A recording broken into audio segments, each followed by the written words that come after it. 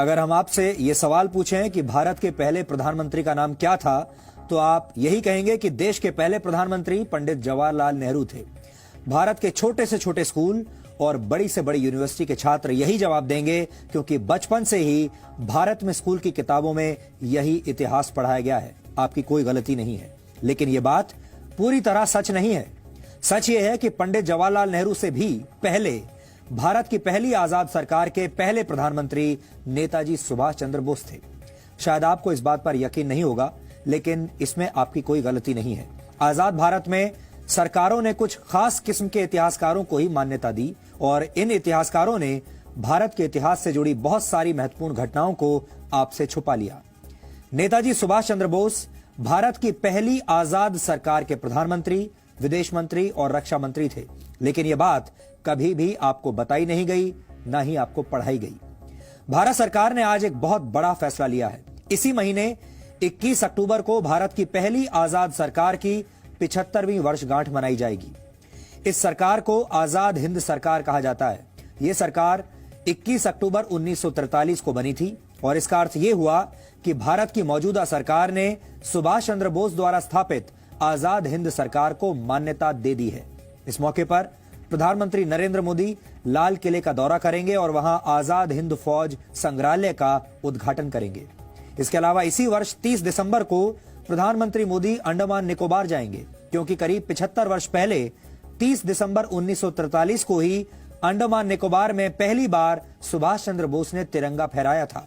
यह तिरंगा आजाद हिंद फौज का था और यह भारतीय जमीन पर आजादी की पहली निशानी थी। मौजूदा सरकार ऐसा क्यों कर रही है, इसके पीछे की राजनीति क्या है, यह सब कुछ तो आपने दिन भर न्यूज चैनलों पर होने वाली डिबेट्स में सुन लिया होगा। लेकिन कोई यह बात नहीं कर रहा कि नेताजी सुभाष चंद्र बोस के योगदान को हमारे देश में कमतर क्यों माना गया। आजाद हिंद फौज और आजाद हिंद सरकार जैसी उपलब्धियों को किनारे क्यों लगा दिया गया। ये सवाल आज गहरे विश्लेषण की मांग कर रहे हैं। अगर किसी परीक्षा में यह सवाल पूछ लिया जाए कि भारत की पहली आजाद सरकार के प्रधानमंत्री का नाम क्या था और आप उसके जवाब में नेताजी सुभाष चंद्र बोस का नाम लिख दें, तो आपके सारे नंबर कट जाएंगे, क्योंकि यह जवाब गलत माना जाएगा और यही इस देश का सबसे बड़ा दुर्भाग्य है। आजाद भारत के पहले प्रधानमंत्री जवाहरलाल नेहरू थे, लेकिन भारत की पहली आजाद सरकार के प्रधानमंत्री नेताजी सुभाष चंद्र बोस थे। यह फर्क आपको हमेशा याद रखना चाहिए और सुभाष चंद्र बोस को हमेशा उनके हिस्से का सम्मान देना चाहिए, यह मिलना ही चाहिए। भारत की पहली आजाद सरकार की स्थापना और उसकी घोषणा सुभाष चंद्र बोस ने 21 अक्टूबर 1943 को की थी। इस घोषणा के तुरंत बाद 23 अक्टूबर 1943 को आजाद हिंद सरकार दूसरे विश्व युद्ध के मैदान में उतर गई थी। आजाद हिंद सरकार के प्रधानमंत्री नेताजी सुभाष चंद्र बोस ने ब्रिटेन और अमेरिका के खिलाफ युद्ध का ऐलान कर दिया था। उस वक्त 9 देशों की सरकारों ने सुभाष चंद्र बोस की सरकार को अपनी मान्यता दी थी। जापान ने 30 अक्टूबर 1943 को आजाद हिंद सरकार को मान्यता दी। उसके बाद जर्मनी, फिलीपींस, थाईलैंड, मंचूरिया और क्रोएशिया ने भी आजाद हिंद सरकार को अपनी मान्यता दे दी। आजाद हिंद सरकार ने जापान सरकार के साथ मिलकर म्यांमार के रास्ते पूर्वोत्तर भारत में प्रवेश करने की योजना बनाई थी। सुभाष चंद्र बोस ने बर्मा की राजधानी रंगून को अपना हेडक्वार्टर बनाया और तब वहां जापान का कब्जा हुआ करता था। 18 मार्च 1944 को सुभाष चंद्र बोस की आजाद हिंद फौज ने भारत की धरती पर कदम रखा था और उस जगह को अब नागालैंड की राजधानी कोहिमा के नाम से जाना जाता है। आजाद हिंद फौज के शौर्य में कोई कमी नहीं थी, लेकिन 2 प्रमुख वजहों से सुभाष चंद्र बोस की आजाद हिंद फौज कोहिमा से आगे नहीं बढ़ पाई।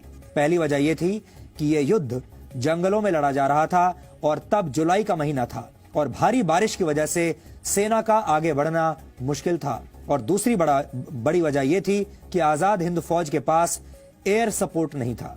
ब्रिटिश सेना के पास लड़ाकू विमान थे, जिनके सामने आजाद हिंद फौज के सैनिक मजबूर हो गए। अगस्त 1945 में जापान के हिरोशिमा और नागासाकी में अमेरिका ने परमाणु बम से हमला कर दिया, जिसके बाद जापान ने सरेंडर कर दिया और यह सुभाष चंद्र बोस के लिए एक बहुत बड़ा झटका था। अमेरिका और ब्रिटेन ने दूसरा विश्व युद्ध जीत लिया, लेकिन नेताजी सुभाष चंद्र बोस ने हिम्मत तब भी नहीं हारी।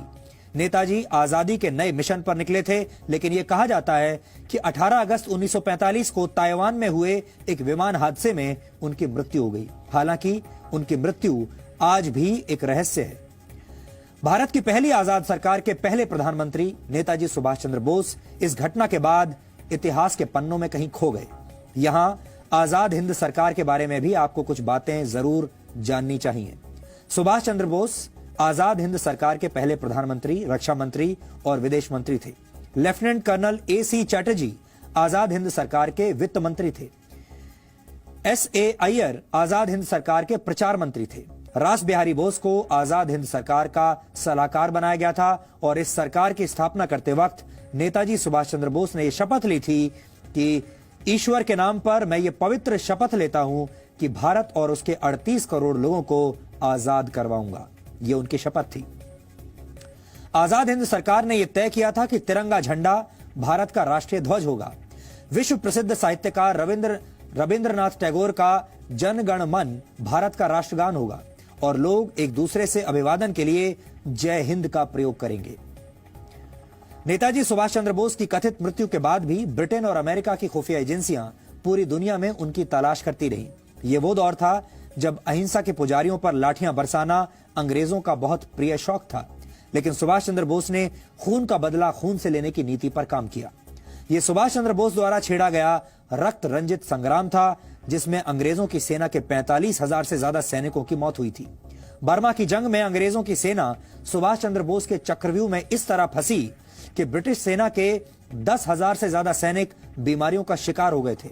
इस लड़ाई में अमेरिका की सेना के भी 3,000 से ज्यादा सैनिकों की मौत हुई थी और यही वजह है कि ब्रिटेन और अमेरिका की खुफिया एजेंसियां मिलकर सुभाष चंद्र बोस को किसी भी तरह से ढूंढकर सजा देना चाहती थी। अंग्रेजों ने उन पर हजारों अंग्रेज सैनिकों की हत्या के आरोप लगाए, लेकिन ये आरोप सुभाष चंद्र बोस के लिए किसी मेडल से कम नहीं थे। भारत में लाखों लोगों की हत्या करने वाले अंग्रेजों को सुभाष चंद्र बोस ने यह बता दिया था कि अहिंसा और शांति भारत की कमजोरी नहीं, भारत को हथियारों से जवाब देना भी उतना ही अच्छी तरीके से आता है।